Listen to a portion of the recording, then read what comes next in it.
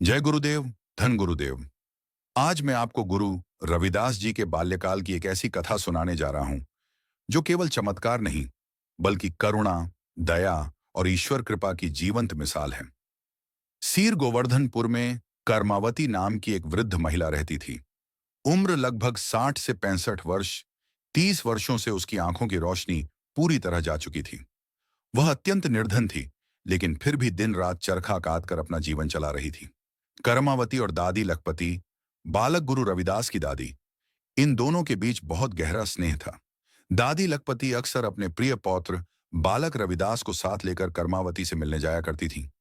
कर्मावती स्वयं मिलने नहीं आ पाती थी क्योंकि वह देख नहीं सकती थी, पर जब भी लखपति आती, वह बीते दिनों की बातें करती और बालक रविदास उनके पास बैठकर सब कुछ ध्यान से सुनते, हंसते, खेलते।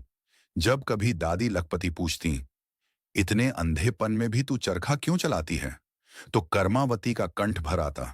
वह रो पड़ती और अपनी गरीबी, अभाव और मजबूरी की पूरी कथा सुना देती। बालक रविदास ये सब सुनते और उनका कोमल हृदय पिघल जाता। एक दिन की बात है, सुबह सुबह कर्मावती चरखा कात रही थी। उसी समय बालक रविदास अकेले ही उसके घर पहुंच गए।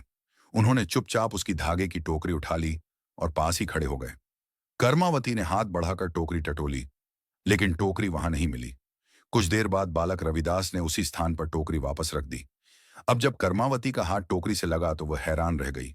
वह सोचने लगी, मैंने तो पहले भी यहीं हाथ लगाया था, फिर यह टोकरी अभी कहां से आ गई।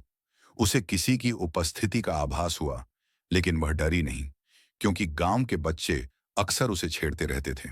जब वह फिर से धागा उठाकर काटने लगी, तभी बालक रविदास ने तकले से ग्लोटा खींच लिया। अब कर्मावती को पूरा विश्वास हो गया कि कोई शरारत कर रहा है। जब बालक ने चरखा खींचा तो कर्मावती को क्रोध आ गया। उसने अपनी दोनों बाहें फैलाकर बालक को पकड़ लिया और बोली, तुम कौन हो? तभी बालक रविदास ने अपने दोनों हाथ कर्मावती की आंखों पर रखते हुए बहुत शांत स्वर में कहा, लो माता, अब तुम स्वयं देख लो कि मैं कौन हूं। इतना कहते ही कर्मावती शांत हो गई। जैसे ही उसने आंखें खोली, चमत्कार हो चुका था। उसे सब कुछ स्पष्ट दिखाई देने लगा। 30 वर्षों का अंधकार एक पल में मिट चुका था। उसने सामने देखा बालक रविदास का अलौकिक दिव्य स्वरूप। कर्मावती कांप उठी। उसने तुरंत दोनों हाथ जोड़कर प्रणाम किया और बोली, धन्य है वह माता जिसने तुम्हें जन्म दिया, धन्य है वह कुल जिसमें तुमने जन्म लिया। फिर उसने अपने घर की हर वस्तु को देखा, दीवारें, बर्तन, चरखा, सब कुछ। उसका मन आनंद से भर गया। उसी क्षण बालक रविदास वहां से शांत भाव से चले गए।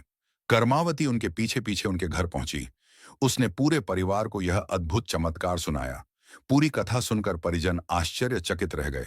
सब समझ गए कि यह कोई साधारण बालक नहीं, यह ईश्वर की जीवित करुणा है। जय गुरुदेव, धन गुरुदेव। अगर आपको गुरु रविदास जी की ऐसी ही सच्ची, भावपूर्ण और चमत्कारिक कथाएं दिल को छू जाती हैं, तो इस वीडियो को लाइक कीजिए, अपने मित्रों और परिवार के साथ शेयर कीजिए और ऐसी दिव्य कथाओं के लिए चैनल को सब्सक्राइब जरूर कीजिए। जय गुरुदेव।